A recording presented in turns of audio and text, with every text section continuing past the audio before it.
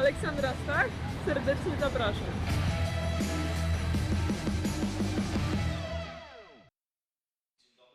Good morning, good afternoon, good evening to you, wherever you are listening, wherever you are watching the 2019 ICF Junior and Under-23 Canoe Slalom World Championships coming to you from Krakow in Poland. It is finals day. We've got a couple of really big finals coming your way. The men's Under-23 Canoe final and the women's Kayak Under-23 final. The weather here is perfect for paddling. We've had a couple of great days racing already. Some of the future stars of this sport have been on show, and we have got some really big names and some great paddlers who are about to take to the water for this year's finals. Joining me in commentary is 2012 London Olympian Robin Jeffrey. Robin, great to have you here. You've paddled here before, of course, in Krakow. Yeah, the last time I was here was 2015 in my boat. And then I'm coaching here last year, my first year as a coach in the senior team for Australia. So I know the course. It's changed a little bit since we were here last year. They've spent a lot of money on it. They've spent a lot of money on it, getting it up to speed and making it better. It's a better course now? Yeah, far better course. It's lost a few of its quirks and the intricacies that made it unique, but it's much fairer, much more even playing field for the athletes because particularly at the bottom of the course, we used to call this feature the dragon's tail. So the water would just shift from left to right, and you could be on line 1 second and then 3 meters offline the next. So it's very good that they've changed that. It's a great course now. Here we've got the final for the men's canoe under-23. It's a great final. Interestingly, Robin, the defending champion Václav Čelapko from the Czech Republic and the 2017 champion Marko Mrgorovský both missing from the final field. Neither of them could make it through to the final 10, but it's still a really high-class field. Oh, the racing this morning was red hot, and to have those two missing is just a reflection of how hot the racing was. To make the top 10, you had to be within 1.5 seconds, and that's almost unheard of. So one touch, you were out. One little mistake, you were out of there. So incredible racing we saw from all 10 finalists. Interestingly as well, Robin, the 3 finalists, the 3 medalists from the juniors last year are all into the final of this, which is a pretty good step up for them, isn't it? 3 19-year-olds who are now in the final of the under-23. Oh, it's incredible to see these young guys, and they're racing so hard. We had Mikel Trave, who went direct on the 2 top moves, which majority of the people went spin. So he's showing his flair. I called him the new Mardican, doing it all direct. That's a big weight to carry. No, but there was some excellent paddling. Nicolas Gestin from France. He's the new Tony, I think. So there's some great battles. They're talking coming. about him as being the new Tony Estengaya, so that is a big weight to carry around on your shoulders. This is our first athlete from Slovakia. It's Martin Dodok. This is easily his best ever result already to make the final. It's a big achievement for him. Yeah, huge result for Martin. You can see him just doing his mental prep at the start while the fans getting ready to watch some hot racing. I'm really excited to see how he goes, Martin. It's been a steady progress. Now, people often ask, Robin, is it a left-handers or a right-handers course for the canoe? You've been watching, you've had some athletes go around this morning. What's your thoughts on the way the gates are placed here? I think it's a relatively balanced course. If anything, maybe slightly balanced to the righties. It depends on how they take it on, though. So I think that it's fairly even, but as we see, our first paddler, Martin Dodok, he is a righty paddler. So starting off, going to be able to attack this first up gate 3, pushes the hips under beautifully, and he's in and out. Now needs to get the speed on. This up left is a tricky one for the righties because it's so fast. And he spun early. He's having to slide backwards, and now he's not tracking into the next gate. So a little bit of a mistake there from Dodok. He comes in, ducks under. He's taking the short lines. He's going all guns blazing in the final. You really have to be clean, don't you? If you pick up a gate touch here, it's going to be very hard. There is a gate touch right there. Yeah, commentator's curse. Yes, sorry, Martin. No, but and again, that that might be one spot. Gate 11, the exit of it, it's so sticky, and as a righty, it's very hard to get the boat up and moving. You can see Martin still trying to really get it flying down this. Can you make up much time here? This flat bit where you can go straight towards the next gate. Oh, we see another touch and a loss of the edge. No, not a huge amount of time there. You just have to work hard. It's like that red herring, the hard work to put you off for the bottom of the course. Martin, looking a little bit tight, a little bit restricted in his movements compared with his semi-final run, which was so smooth. But as you said, it's his best result so far. You have to really push hard into that last up. You can see it's very boily on the inside pole as Martin sprints down the left. 99.67. Yeah, unfortunately, touches on gate 10 and gate 14. 4 seconds in penalty. Just for those who are watching for the first time, if you touch a gate, it's an automatic 2-second penalty. If you miss the gate altogether, it's a 50-second penalty. And that really, if you get a 50-second penalty, your chances are basically blown. But yeah, a tough one for Martin. Lucas Rosen now, he missed last year in the final, but he was 10th in 2017. So he'll be looking to get back. And of course, from a very strong country, the French have been going very well here, Robin, this week. Yeah, well, three boats in the final here is a fantastic result for the French. As he comes around very tight, is he going to go direct as a lefty? No, he goes spin, bounces off the eddy, charges back. So you can see he's got more tracking than Dodok at the start here. But so this is where I think it's biased to the righty, this course. It's harder to push out, and it's quite a tricky feature, but that's an excellent spin. Rosen flying, threads the nose through 10. He's just nice down on his the first paddle, but of course he's clean so far, which is what's really important. So I think effectively he's 2 seconds up in a way. Yep. Just losing a little bit of tracking, has to get that speed back on. And now it's big sprint, working the arms, tiring the body out, but he's trying to keep it very smooth. He's a very stylish paddler, Rosen. Yeah, he's had a lot of experience at the senior level as well, which is very important, taking it on against the best in the world. So back to his age group level here, I think, oh, look at that, 7.5 seconds gap up, which is a fantastic paddling performance, and he's clean so far, Robin. Yeah, I think he's still leaving the door slightly open. There's some big turns, some sliding turns coming into the finish here as he pushes his hips in. That's a great up by Rosen to finish. He's going to go down the right-hand side of the last drop. And a time of 91.34, 8.33 seconds ahead of Dodok. So that is a good time. And he is pumped. And there's a big French contingent here. I don't know if you could hear them in the FX microphone running down the side of the course, really getting behind their paddlers. That is going to be a tough time to beat. Lucas Rosen, he's still got 8 paddlers to go, of course. And this chap from Spain, well, as you can see on the screen, last year he won the Junior C1 World Championship title. Big step up for him, but we know, Robin, he is very fast. He is super fast. He's made a couple of senior World Cup finals, Mikel Trave, and as you can just see, his edge control is what I really like. He uses his boat to accelerate. He's not the biggest bloke, bit of a whippet, but the edge control that he has, he uses the weight of the water, and he's going direct again. Wow. What an absolute flyer. Sends it through gate 7 into gate 9. Oh, touch. It's a big touch too. Yeah, so he looked like he was in between lines there.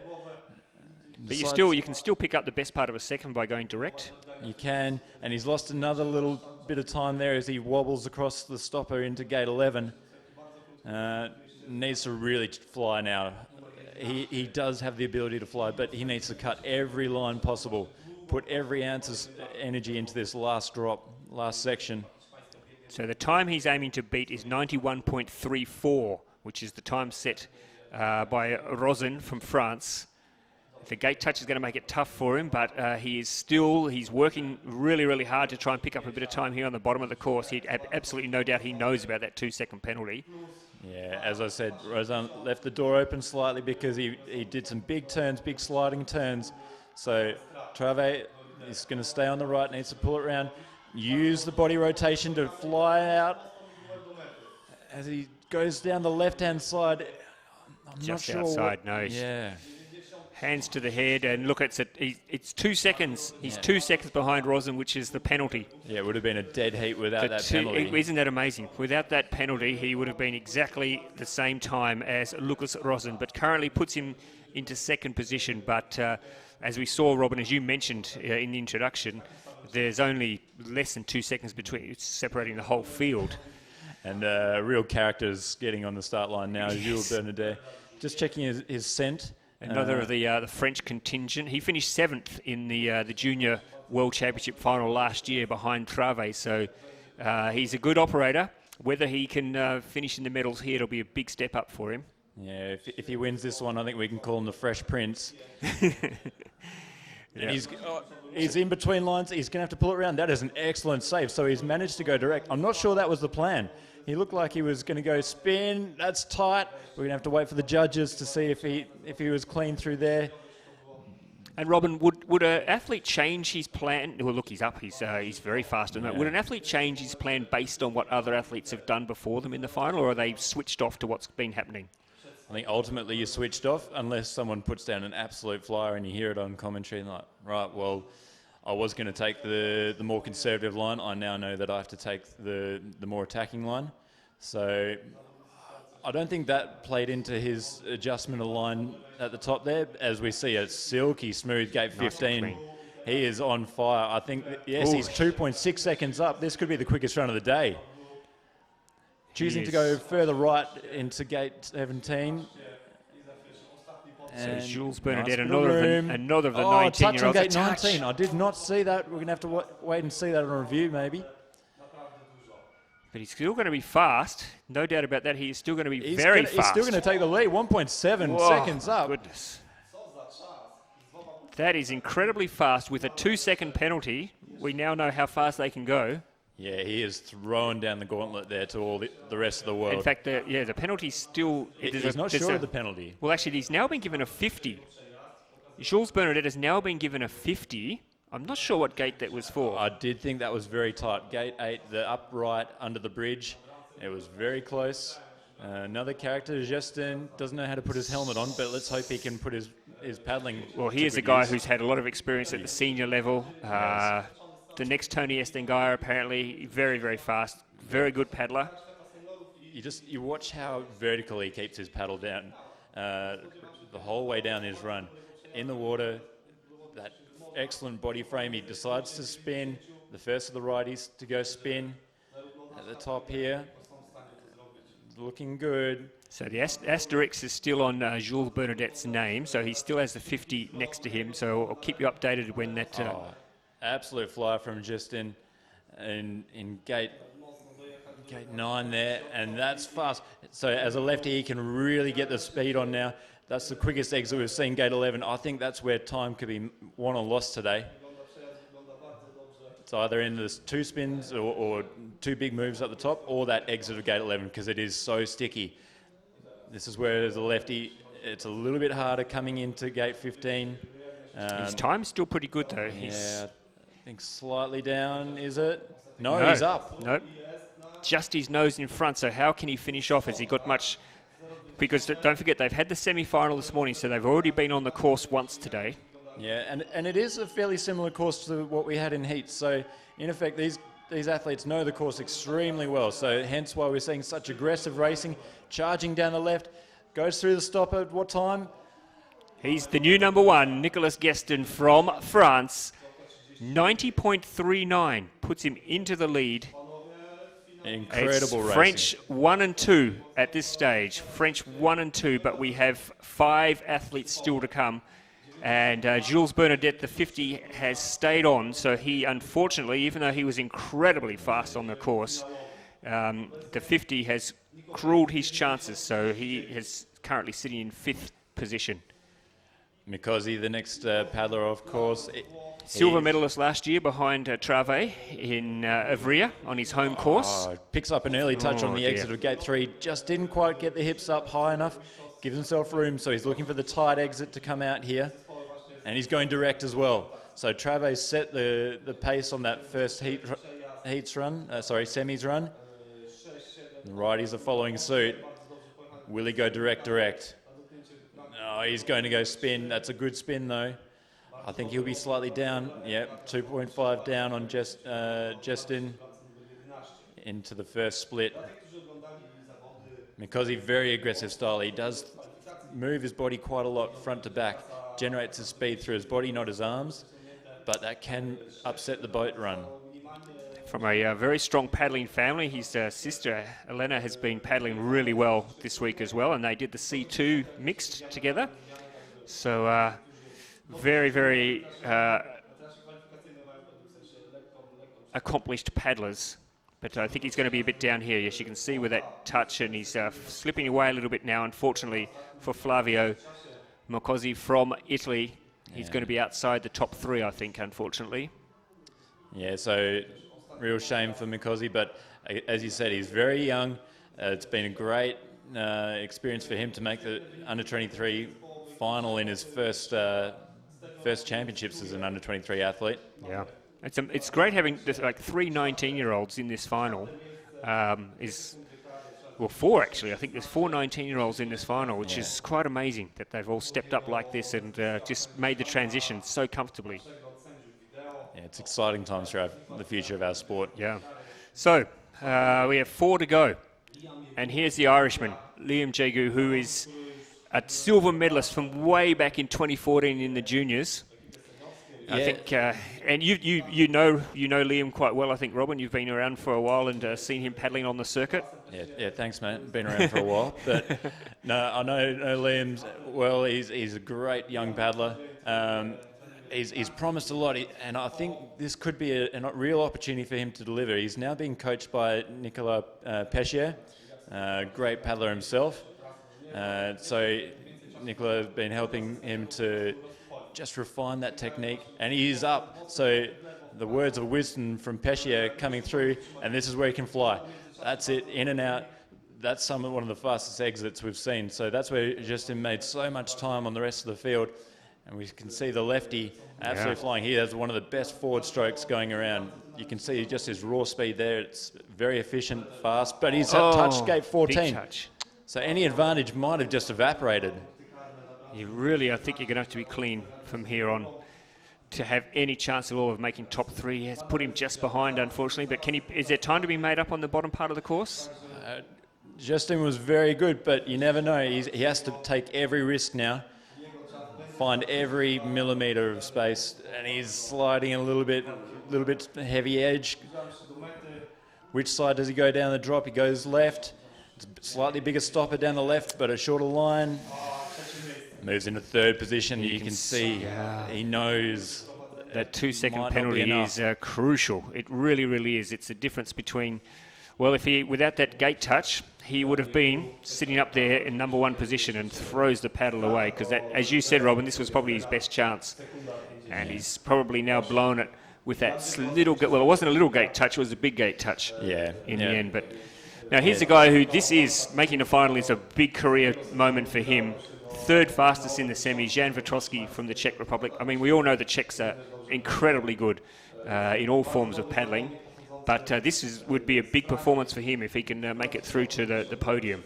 Yeah, I think he's looking to really make a statement, kind of announce himself on the Czech team moving forward towards Tokyo selection next year, see if he can make a good shout at that. As he comes through, very solid spin. Is it going to be enough to challenge? So the righty, maybe he'll go direct on this next one. He'll be the next. No one's gone direct on gate 9, which has surprised me. But he's very much in touch. Only 0.18 as he slides away, and he's almost in. It's gone. The first capsize we've seen today, and unfortunately, it's a long way back from there. It is. That hurts, and just mentally that hurts as well. But it just goes to show, doesn't it, Robin? If you're going off late in the final, you know you're going to have to put down a good run. If there's someone sitting up there with a cracking time, you're going to have to take more risks than you normally might take. And Jan Vitrosky's got nothing to lose. Making the final is a big career goal for him already. He's got nothing to lose, and unfortunately paying the price there. Yeah, no, it's just such a hot final that you do have to push those limits a little bit. He's a very tall, rangy paddler, Vitrosky, and just just letting his body slide outside his boat, and that came unstuck. But a good fight to the finish. So unfortunately, yes, currently sitting 6th. So what this means with the 2 paddlers to go is that Nicolas Guestin from France has definitely got himself a medal. The question will be what colour? Kasper Stuber, the Pole.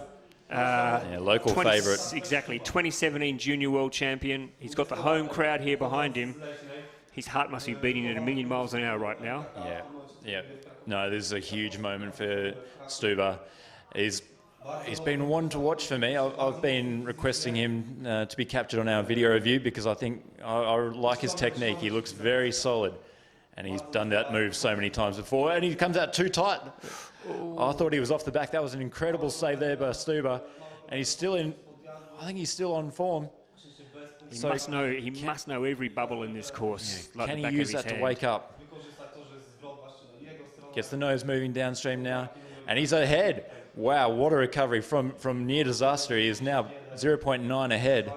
I can hear the on-course commentator getting very, very excited. The Poles have been looking forward to seeing this guy in action all week, and now he is well and truly in the mix. Throws the head back. That's dangerous. As soon as you lay your head on its side, getting the judges to ask a question.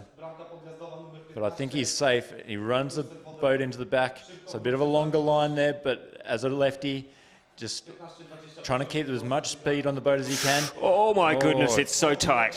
It is so tight. 0.07. This is coming down to the wire. I mean, look at the Polish contingent. You can't see him on the coverage, but there is a huge Polish contingent cheering him down the course. Are they going to be loud enough to get him? As a lefty, he's got the inside stroke. He should be able to fly down to the finish here. He takes a big hit. No. Oh, no. 1.67. Wow, he really lost a bit of time on that last. And he has an asterisk next to his name as well. That'll be for that potential... I think gate 13. Gate 13. So they're having a closer look at that as well. But no matter, because he has not made the top 3, unfortunately for Kasper Stuber and for the Polish fans here. So we have definitely 2 French medalists. This is the man, though, who can upset them. He's been paddling so well this year. He has, and he celebrated hard after his semi-final win. So let's see if he can back it up.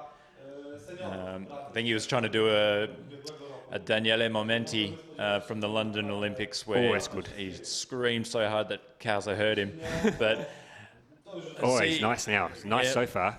Good so far. Slightly having to push back and longer line, but that's a short line around 8, so he's made up a little bit of time there. What will he do? He goes spin, stays in the flow, keeps the boat moving, and he's ahead, 0.7 up. So runs it around. That's a good up left as a righty. Gets carried out a little bit long, but he's got the speed on the boat, has to push back and slide it around. So it's not a perfect run by any means so far from Rafa Valdi. As you see his compatriots chasing down, cheering him on. Just needs to settle now. Will he attack? I feel like he needs to attack to make sure of this. Can't go into his shell. The overhead view showing, yes, and the split comes through, and he is 0.56 behind. So there's a little bit of extra steering, not putting the... And we know Guestin was fast over this closing stage. He was lightning fast. So Canoe, has he got any petrol left in the tank for the last few metres of this race? He really needs to push hard for the line. I think it's going to be very close. Will he get a medal? I think he's going to be outside. He's outside the medals. Oh. Wow, how fast was Guestin in that final stretch of the course? But that means that it is a gold and silver for the boys from France. Nicolas Guestin, gold. Lucas Rosen, silver. And the Irishman, Liam Jagu, bronze. He holds on to bronze. That's an excellent result for him and for everyone. Like, that was just such great paddling. Any surprise at all? I mean, the French have been paddling so well already this week. To take gold and silver, no surprises there, really. No surprises. It's been a fantastic championships for them. They started so well in the teams, but to watch Rosan just being silky smooth, and then Justin, first year in under 23s, and he's won. Unbelievable result. And look at that, there we are, making it official. Liam Jagu, look at that from Ireland, the only one in the top 5 with a gate touch, and really that's cost him a gold medal. Yeah, he will be kicking himself, but he has the consolation prize of a bronze. So. But Nicolas Guestin, you mentioned in the introduction, the French are talking him up. They're saying that he could be the next Tony Estengaia, and he showed today that he's got the nerve and the skills to really put it down on a tough course. Yeah, he's just such a Here we good go. paddler to watch.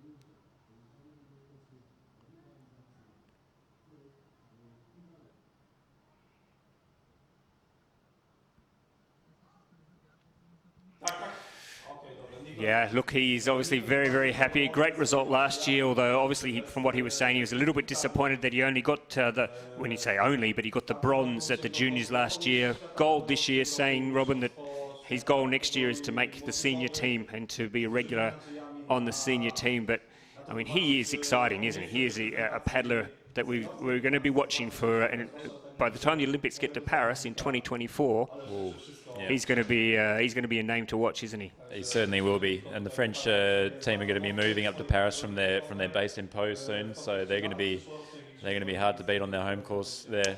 So just repeating, the medalists in the 2019 ICF Canoe Slalom Junior and Under 23 World Championships. Gold medal goes to Nicolas Guestin from France. Silver medal to his French teammate Lucas Rosin, just 0.95 of a second behind. And the bronze medal to Ireland. They'll be celebrating in Ireland for sure. The bronze medal for Liam Jagu with a 2-second penalty for a gate touch. 1.58 seconds behind, picks up the bronze. Obviously disappointment for the Poles. Kasper Stuber finishing 4th. A lot of pressure when you're paddling at home, isn't there? There certainly is. He's picked up the tin medal, as we'd say, but as you see on your screen, we've got the start list for the women's kayak now, under 23 final. And again, the defending champion not there. Camille Prigent from France did not make, just missed out on the final 10. Yeah, she was knocked out by her best friend, one of her best friends, Amelie Hilgertova. What do you make of this the field? Obviously, there's some regular names in there. Claudia Zwolinski, of course, the Pole, will have a lot of pressure on her. 2016 Junior World Champion, fantastic paddler. Amelie Hilgertova, she's been in great form this year. She seems to have been around forever. Yeah, but she's really come into form this year, winning the European champs and just dominating so far this under 23 champs. And of course, Eliska Mintalova, who will be the last paddler on the course from Slovakia, won a silver medal at the Junior World Championships in 2017, consistently paddling well at the senior level. Yeah, she's been the one to watch, I think, this year, the big improver on the women's circuit. So I really like her forward stroke. She's one of the fastest athletes in the circuit at the moment. So it's going to be exciting to see what happens. And there's a famous name in there, of course, a famous paddler named Fox. This time it's Naomi Fox. Yeah. We've been waiting to see Naomi put her best stuff together this year. She's had a lot of distractions away from paddling with studies and all that sort of stuff, but she'll be a chance of a medal as well at her best. Should be a good chance. I might be biased, but she's building nicely into this competition. So the first paddler on the course will be, there's two British, in fact there's a great spread in this final, 2 British paddlers, an Australian, a Russian, 2 Czechs, a Pole of course, a German, a Spaniard and a Slovakian. So a good spread of countries involved in this final. Megan Hamer-Evans, the 2017 junior final, she finished 8th. And of course we know how strong the British paddling depths are, especially in women's kayak. Big task for Megan, first one on the course. Yeah, looking smooth so far. Runs the boat in nicely edge. So just looking to use the boat and save her arms for the bottom of the course. Of course, the Megan and her teammate Sophie Ogilvie, they'll be the first 2 paddlers. Well, she goes up high, and so it's a high spin in the hole. She gets held there a little bit, not the quickest, but it's definitely a safe way to do it. So she wants to put down a good, solid run by the looks of it so far. Looking smooth at the moment, no real problems. No, and again, No touches, which is important. just a little bit long. She went into the eddy, did the spin below the gates, had to turn up more. Takes a bit more of a hit, but she's staying clean, she's staying smooth. What are your tactics normally if you're the first one on the course, Robin? Is it just important, you just want to get down there, be a little bit conservative, put down a time that everyone else has to beat? That, you know, or do you just go all out because you don't know what everyone else is going to bring to the race? It's hard to say. It depends on your personality. I think we've seen a lot of world champs, a lot of World Cups won from 10th position because people are like, right, I'm just going to go for it. And they set that marker that freaks people out. So, yeah, maybe Hamer Evans just taking a little bit more of a conservative line through here, but she is looking very smooth through the bottom. So she's really clean. Built through the course, I think. And she's clean, which is the most important thing, because that's going to give her a bit of an advantage. Yeah, so she's built through it nicely. And we'd see a time of 103.15, putting her into the lead. We did see sub-hundreds in the semi-final. We did see sub-100. So, but as you just said, Robin, it's out there. It's out there now for the rest of the field to beat. Sophie Ogilvie, her British teammate, made a semi-final at the second World Cup this year in Bratislava, so has been paddling reasonably well. Yeah, and she's been paddling brilliantly in her C1, so she's one of the ladies who's doing both classes now. There's a few of them now, which is great. Yeah, it's great to see how people are able to adapt so quickly as she gets surfed a little bit like a compatriot, goes into the eddy, so losing a little bit of time at the top. I'm surprised first run she went direct on that, and she made so much time that she made the final with 2 touches, which was very impressive. That was a nice cross. So gets the turn done, bounces off the eddy and uses the wave to come across, but she apparently picked up a touch on gate 9. So it must have been very slight, eagle-eyed judges. Yeah, and the paddlers can hear the commentators, can't they? So she's probably heard the commentators say that she's got a 2-second penalty, so that may set a bit of panic in for her. Yeah, she'll need to lift now. Rolls through the little wave there, lifts up on top, very nicely settled. So that's a real trait of Sophie's. She just holds the boat so quiet that she listens to the water. A lot of athletes, and that's showing on the split now, so she's 0.93 up. A lot of athletes who move the body around a little bit more can't listen to the water, can't use the water efficiently. But Sophie really does that beautifully. Yeah, her time's going to be quite fast with a gate touch. Oh, there's another one, I think. Did she clip that gate, or is that the... We've got a little bit of wind coming now, so we'll have to wait and see as she moves into the lead with a time of 101.14. That's competitive. That's a really competitive time. That will be a tough one. Just the one gate touch then for Sophie, so she could have even been quicker, but I think she'd be pretty happy with that if you'd have offered her that at the start. Yeah.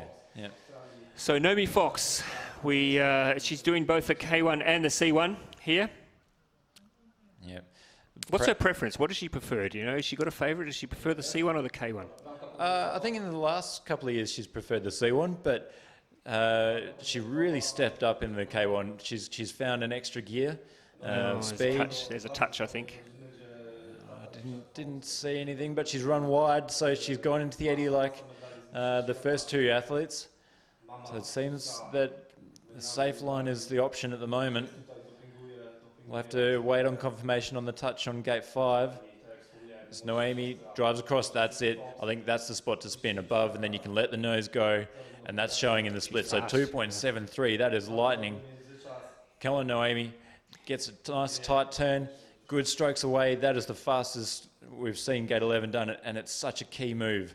So we know that, well, we don't know, I'm telling you now, that Naomi just finished her studies this month, in fact. She's been working so hard, and she's finally got all her studies finished. It must be hard for some of these young athletes, Robin, and you've been coaching a lot of the young members of the Australian team. A lot of them are still at school, a lot of them are still at university. They're trying to combine a top-level career with top-level paddling. It's a difficult balancing act. She's fast so far, though, Naomi. She is. She's 2.23 up. Yeah, it's a really important thing to have that work-life balance. And Noemi she has been under the pump with her uni, but now she's under the pump on the course. Drives in and out. Come on, Noemi, I think fly she's going to down. be fast. She's going to be the quickest. Yeah, Well and this truly is our the quickest. first sub 100. It will be 99.4, 1.74 up. That's a really fast time for Naomi Fox. That will challenge for a medal, you would think. You'd And think doesn't so. she look relieved? She looks so relieved. I know, Robin, you've seen it. I've seen it this year. She's been heartbroken after so many of her races this year with just things not going quite right. My goodness, she'd be relieved to have laid down that one. Yeah, massively. So Elsa Minazova from Russia. Yeah, This is her best ever result, I think, making a final. So anything here is a bonus for her. Yeah, she's really impressed me this year. Again, similar to Noemi, she found another gear, maybe another year on the circuit. Oh, ducks in, slides backwards, having to paddle back up to gate 7, so perhaps a little bit slower. Maybe that's why the other girls have been taking a slightly more conservative line as she has to slide into gate 8. Last second adjustment, otherwise she was going to come in too high. That eddy is so fast and it can really grab you. Again, she's just losing her tail, so needs to keep the tail free. So she's 2.18 down on the first split. It's not insurmountable, but she needs to really charge at the bottom now. So, young Russian. I was talking to one of the coaches, Nick Smith, who used to be involved in the Australian team, saying that she's been paddling so well and really exciting for the future. Oh, no, touch on gate 15. Big touch. As she jumped over the stopper there, the boat jumped up. And again, she's just moving around. So where you saw Noemi and Sophie keeping the boat quiet, she's struggling a little bit to keep the boat under control. Moving into the last up. So can she challenge for a medal? She needs to keep the hammer down, keep pushing all the way to the finish. I understand, even though she competes for Russia, she lives in Slovakia now, is that right? So, yes, no, she's out of the top 3 with that gate touch, unfortunately. But as I said, this is probably a career highlight for her so far to have made the final. She'll be very happy to have done that and something for her to build on into the future. Most definitely. Teresa Fizarova, better known for a C1 paddler. She actually told me the other day that she does this event to train for the C1 and to give herself a bit of strength on both sides of the body because she knows that that's important, being able to switch. So she uses this as training. And that's the way K1 really should be used, seeing as C1 is the superior class. Spoken like a true C1 paddler, yes. No, but she is incredibly strong in her C1, and you can see just how fast she is. As she's a very handy K1 paddler for someone who just uses it for training. She is 3.3.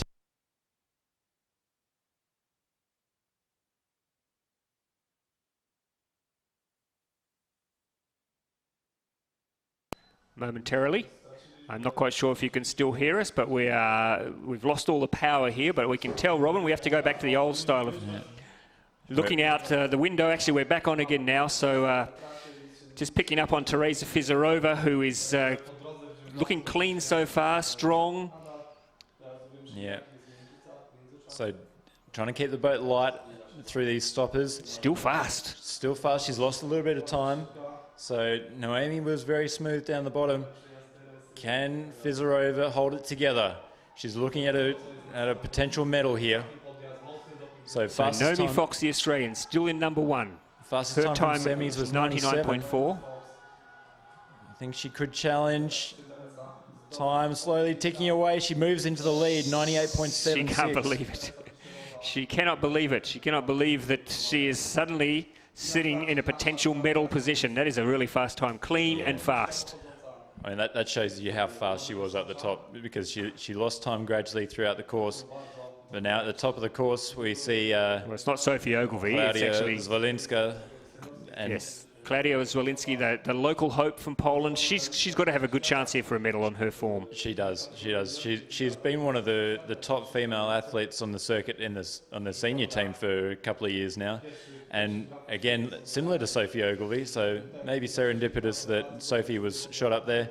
Zwolinska keeps the body and boat so quiet, and she really uses the water to best use. 2016 junior world champion, Claudia was, so she's had some experience at the top of the podium. And I think we've seen the best so far. Yes, we have 0.86 up, so even faster than Fizarova. And that was lightning. She's done that move so many times. This is her home course. She's looking to absolutely fly down the bottom of this course now. You can see the Polish fans in the background. Look at the team running along, cheering her on, trying to lift her up, knowing that there's a potential home medal here. Yeah, first gold medal potentially. Jumps in, boat did bobble around a bit. She hasn't got as much tracking as she'd like, perhaps, but she's in and out. Jumps over. She's maintained her margin, 3.72 up. Very exciting finish now. Oh, and there's a touch. There's a touch. She has a buffer. She has a buffer, so she just needs to stay clean now. I think this could be looking like the fastest raw time of the day. Can she move ahead of Mintilova's fastest time of 97? I think she can. She's coming through 95.76. Oh my goodness. Wow. That is so fast. With a 2-second penalty, she's still 3 seconds up on the next fastest time. That is amazing. I'm blown away. I don't know where she's made that time, because she should have been 1.7 ahead, I thought, but not 3 seconds. So she made almost 2 seconds at the bottom there in the last couple of gates. That is an enormously an incredibly fast time there. Yeah, still in shock as our next paddler starts. Selena Jones from Germany, 2015 Junior World Championship. She finished 9th. She's been paddling for on the senior circuit. She's had a few outings there, so she's got a bit of experience, but she's got her work cut out here if she wants to knock off Claudia Zwolinski. That was an amazing run from the hometown girl. But like Noemi, she's got some strong lineage with her paddling. Both parents are world champs from Germany and Great Britain, but not quite as fast as Claudia at the top. 2.76 down, so Selena really needs to fire. Perhaps the gold isn't on offer anymore, but the minor medals certainly are. Well, exactly. As we know, there's 3-second gap between first and second. So even if she finds herself down by a little, she still could be in the mix for a medal. There's plenty of wriggle room at the top of the leaderboard. Yeah, that was an excellent gate 15. Really held tight around the inside pole and good speed out of it. But she's lost a little bit more time, so she's 4 seconds down. The time to scrape into the medals, she's going to have to be 3.64. Has come in a little bit low, so a little bit low, a little bit high. I think she's lost potentially more time at the bottom there. So we're just going to have to wait and see what time she has. Will it be enough? She goes second. She made a lot of time at the bottom there. There's a lot of time to be made up there. That is a big finish for Selena Jones, and she has leapfrogged into second position, which she'd be pretty happy about. So at the moment we have a Pole, a German and a Czech in the top 3 positions. But this is the girl, Amalie Hilgertova. Her form this year has been red hot. She's a former junior champion paddler and now stepping up and European champion this year. Yep. If anyone can knock off that incredible time from Claudia Zwolinski, it's Amalie Hilgertova. Yeah, it certainly is. And Amalie, so light, so smooth with her paddling. Nice and high, dry, gets her nose moving down. One of the best spins we've seen on gate 6. So she is flying. Will she be aggressive into gate 8? No, she runs it around, looking to maintain the speed for the exit to push across. Good high spin, lets her nose go early. So the 2 best spins I think we've seen, but she is down. So Claudia was absolutely flying up the top here. Perhaps Amalie just lacking a bit of raw speed compared with Claudia. But we do know that she can pick up, there is time to be picked up on the bottom of the course, but and obviously she needs to be clean because Claudia Zwolinska, her time was incredible. She did have a 2-second touch for Zwolinska, but her raw time was so fast. It certainly was. That was very tidy. Held the inside pole. She's staying nice and dry, so she's made up a little bit of time. 1.8 down now. So we saw Selena make up a mountain of time at the bottom. Can Hilgertova do it as well? Coming in the last up, gives herself a little bit of room, drives in, hips first, she's stalled. I think she's going to be struggling. No, I think this is going to challenge. This is going to challenge. She is... Oh, she goes into the what lead. A finish. 95.2. That wow. is amazing finish. You can take from that Claudia Zwolinska must have been quite slow on the bottom part of the course, because the girls are making up a lot of time in that last run to the finish line. And that is a big result there for Amelie Hilgertova. Clean 95.22 puts her into the gold medal position. Yeah, she really saved a bit of energy up the top and then delivered down the bottom. As we see our next competitor, Sorribes from Spain. Won a silver medal in 2016 at the Junior World Championships. Very accomplished paddler.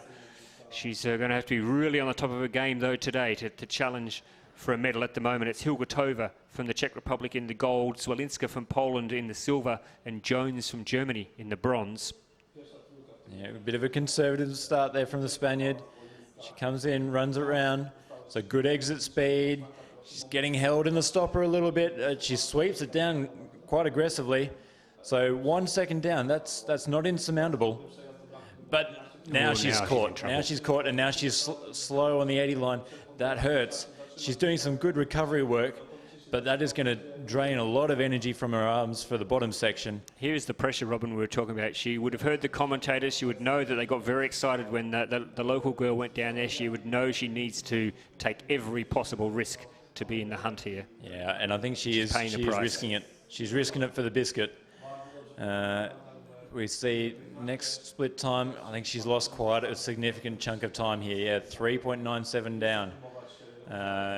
We've seen roughly 2 seconds changing hands at the bottom here, so she's not...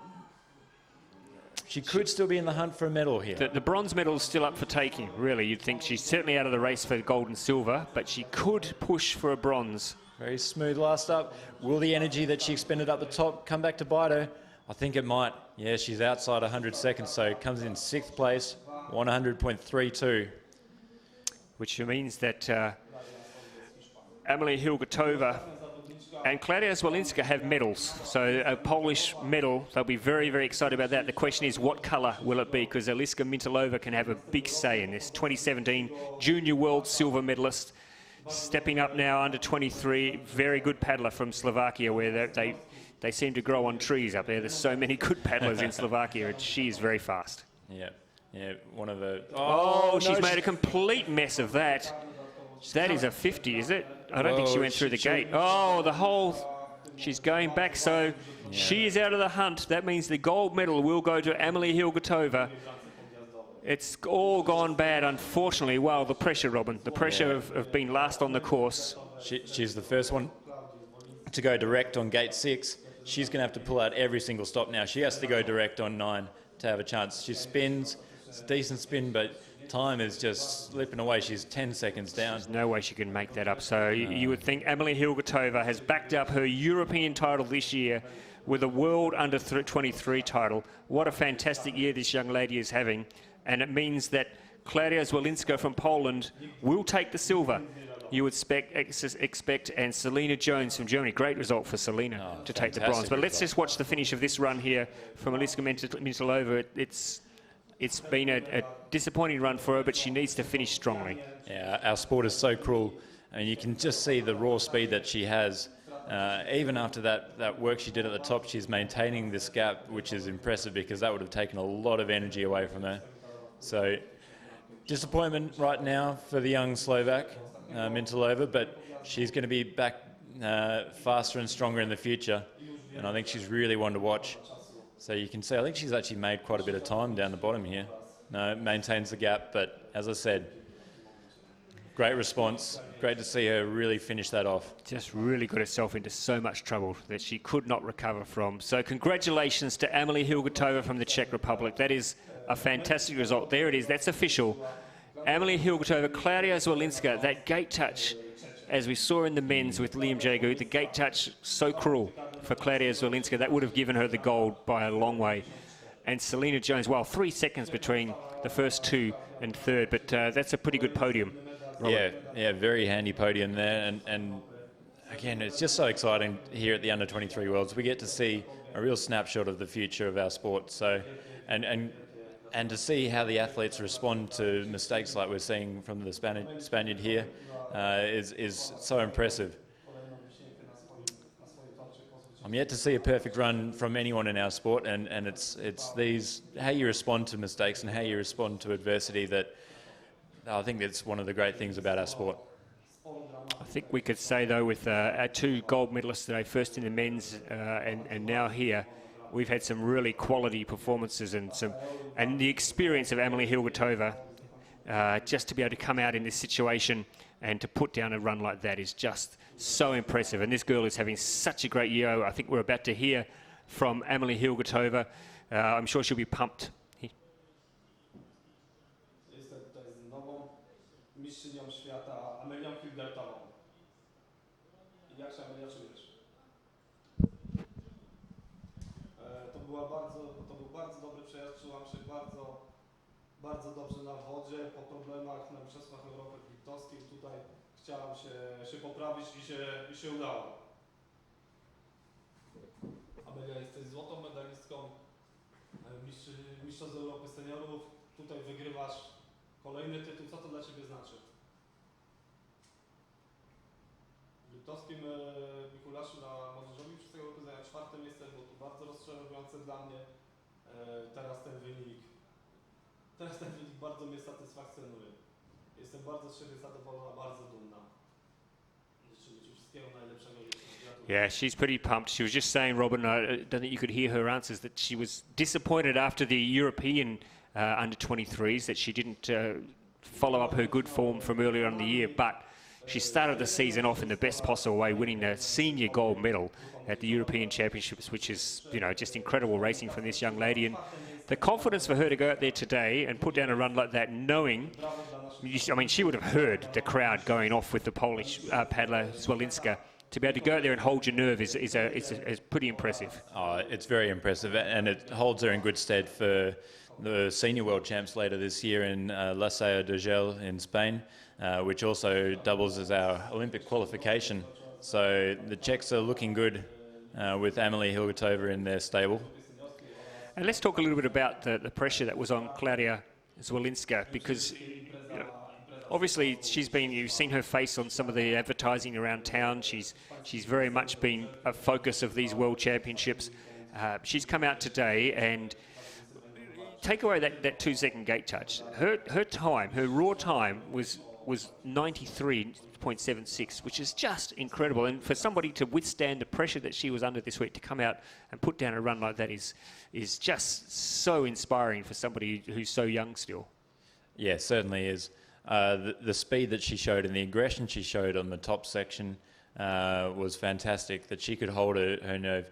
You saw others trying to push those boundaries and come unstuck. Klaudia was able to maintain her composure and really deliver when it counted. And what about Selena Jones in the bronze? Certainly a career highlight for Selena. As you mentioned, incredible pedigree with her parents.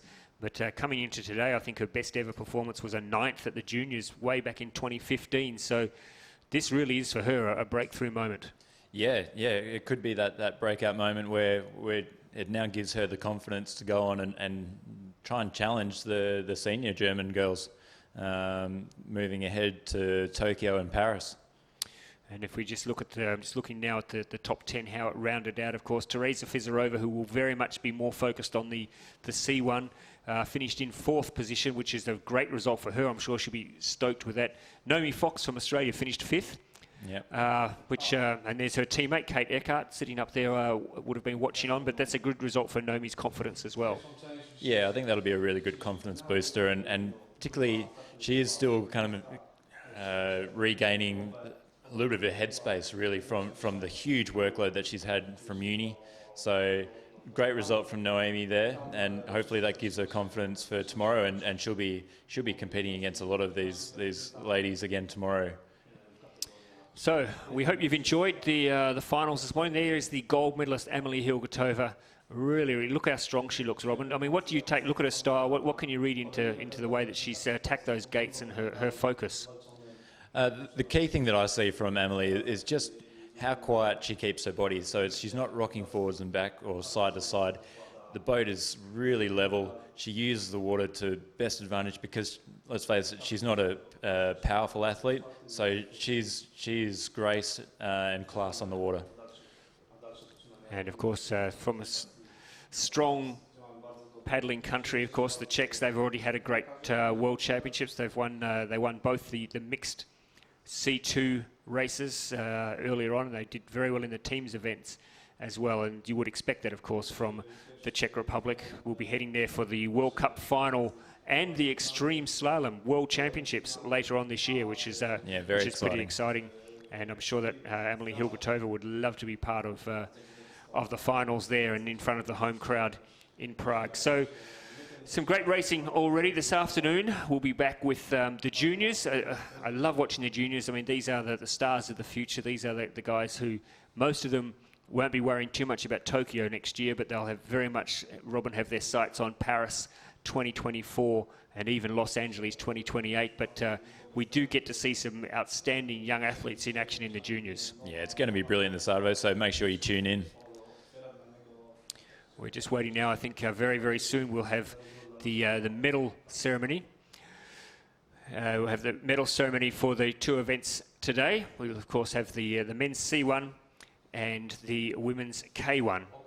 We will have the medal presentations very soon. We're hoping to be able to bring those to you if they fit within the... if everything runs to plan, we'll hopefully have those very soon. I see the crowd gathering down there for the medal ceremony, which will be coming up very soon. Looking ahead, Robin, while we've got you here, while we're waiting for the ceremonies to begin, if we can have a look at the bigger picture of what's been happening this year. We've had a couple of World Cups already. Of course, it is an Olympic qualifying year. Some of these athletes who just competed in the under-23s have been involved in selection processes for their countries. So a lot of pressure on them. It's a tough year. You've been there. You know what it's like to have to sit there and try and qualify. Is it the sort of year that you really, really can never recover from, physically and mentally? It's so brutal, our sport, because there's only one spot available per class, per country. So it's extremely brutal. You always want the best for your friends, your teammates, but at the end of the day, you're competing against each other for that one spot. Looking ahead to the World Champs at the end of the year in La Salle de Gel. It's a course that we all know very well. There's almost a World Cup there every year. So it's going to be extremely tight racing, extremely exciting racing to watch. And it's going to be those marginal gains that really make a difference when we get down to brass taxes. But I'm just so excited. I think all the countries that I've seen are building well. Our sport is looking very exciting, and from a bias point of view, I think Australia is looking good moving forwards. You would say that, of course. Just we should mention, actually, because some people might be asking the question: where was Anna Satila in the women's final? Of course, she's one of the only athletes here competing this week who's had Olympic experience, and in fact she's been to 2 Olympics, which is pretty incredible. But unfortunately for Anna, we know Anna, she races, she takes risks, she cuts corners. Pushes those boundaries. Yeah, exactly. She really pushes it, and her time in the semi-final was incredibly fast, but she had a late 50 put on, which put her out of the finals. And unfortunately for Anna, she'll be back, of course, in the canoe. But she is, I mean... It was similar to Jules Benedet in the C1 men final, just cutting the line in the entry to gate 8. And she'll probably ask herself now, she'll probably go back and say, did I really need to take that risk in the semi-final? And she was fast anyway. She was very fast. Here we have the medal presentation. This is for the men's K1, of course. Let's watch the reaction from Liam Jegu from Ireland when he gets the bronze.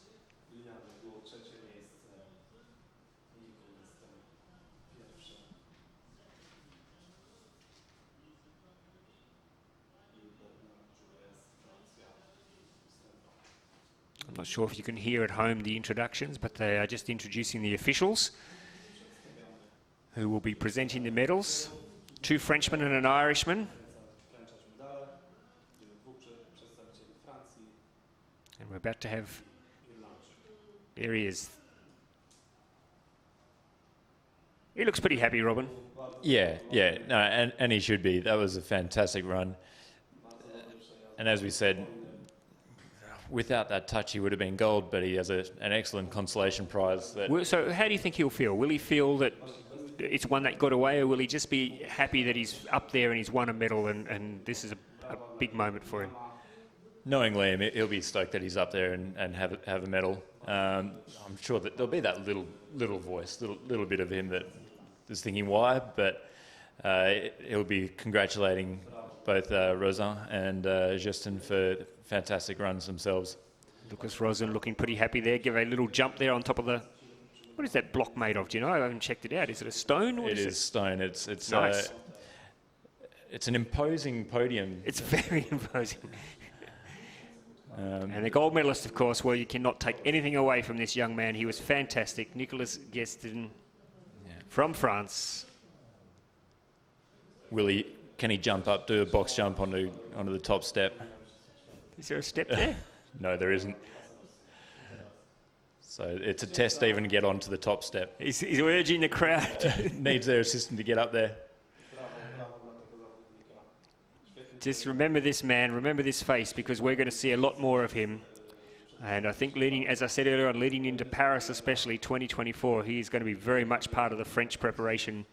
There'll be the world of pressure on his shoulders. Yeah. But he's a gold medalist today, an under-23 gold medalist. Can he push for Tokyo? Wow.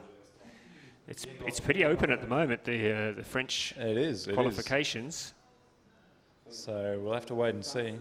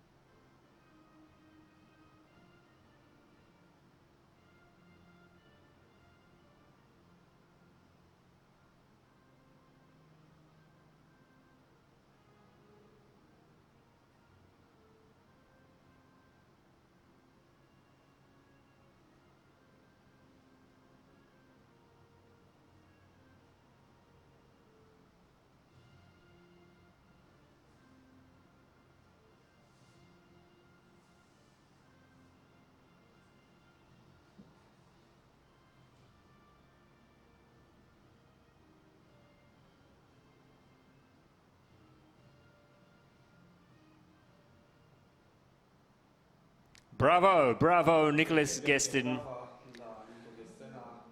And 3 fantastic medalists there, both paddled the races of their lives today, and they're up on the podium, and they will cherish this moment. Yeah, it would be a very special moment, and it's such a great championships that it does give you these under-23s that extra experience on start lines, finals, and can propel these athletes into senior teams. We've seen Jess Fox work her way through so well, and it really set her up so beautifully for... Well, Mallory Franklin, exactly. The British have been very good at that. Yeah. Joe Clark, yes.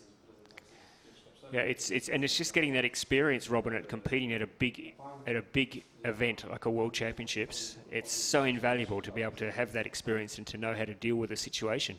Yeah, it's huge. And for the juniors to be able to watch these under-23s go about their business, it's a great mentoring system as well.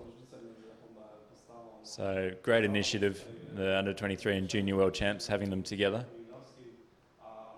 So very, very soon we'll have the medal presentation for the women's K1 under-23 final. Of course, Amelie Hilgertova, Claudia Zwolinska and Selena Jones, your 1, 2 and 3 for the women's K1 event.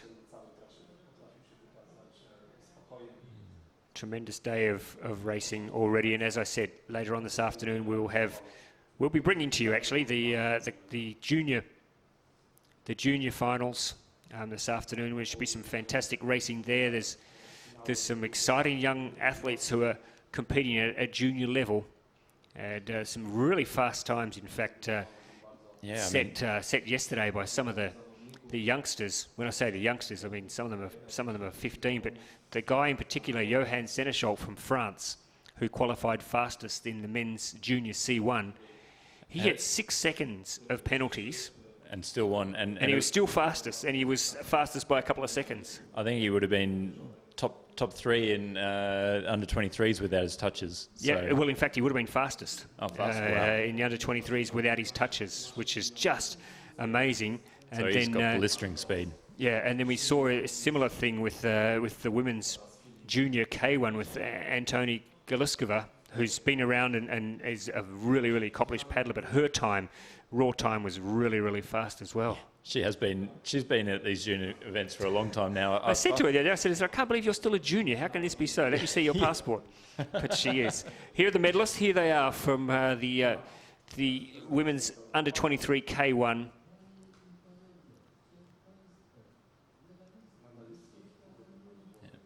And the backdrop there of the castle here in the city of Krakow. It's a beautiful place. Isn't it? It really is. Yeah. There's so much to see. It's a beautiful part of the world. If you've never been to this part of the world and you've never been to Poland, you really have to come to Krakow because there's so much history here. Not all of it is kind. Of course, a lot of very, very bad things happen around here, but it's a beautiful city to visit. Yeah. Well worth it, a trip. Yeah, it certainly is. Yeah, must do.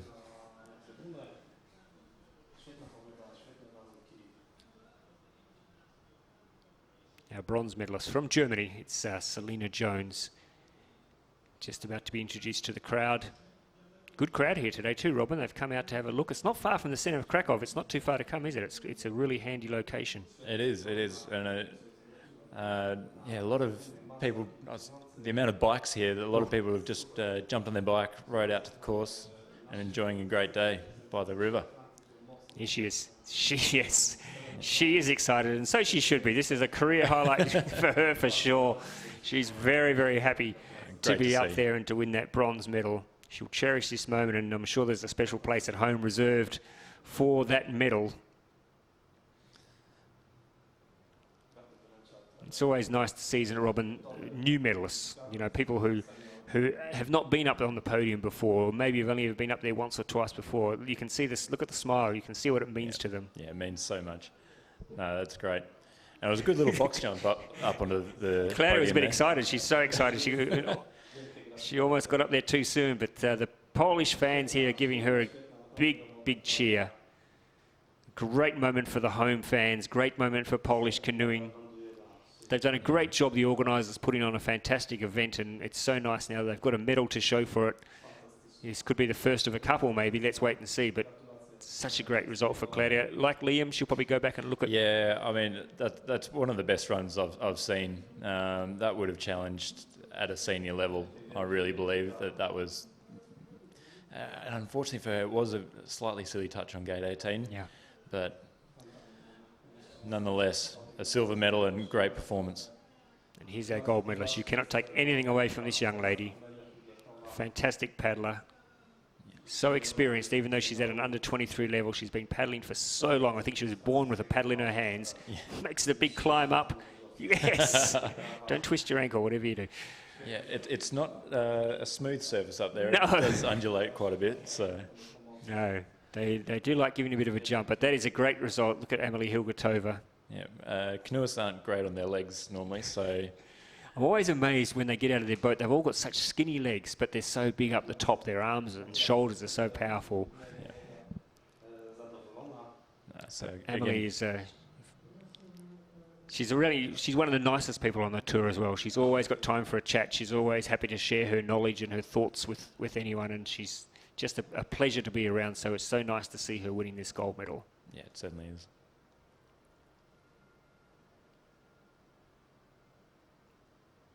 Everyone in the crowd taking their hats off. That's nice.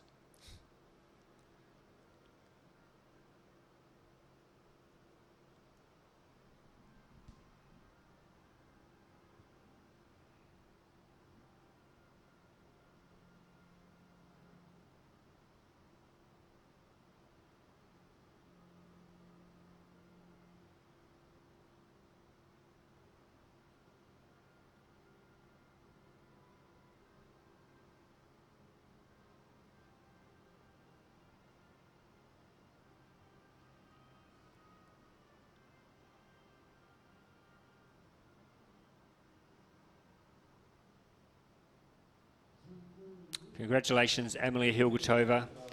Good to see, Robin. 5 countries sharing the medals so far today already, which is nice. You know, obviously 2 French medalists, but we've had Ireland, we've had Germany, we've had Poland as well, and the Czech Republic. So good to see a bit of a spread there amongst the medals as well. I wonder if that's Ireland's first medal at Well, a World no, Champs. because Liam's actually won at the 2014 juniors. He won the silver medal, so he's actually won a medal before. So And possibly the first under-23 World Champs medal. I'd say so, yes. I can't think of any other athlete from Ireland who would have done that, but Liam Jagu, he now has 2 World Championship medals. Thank you for your coverage, for your company. We'll see you later this afternoon.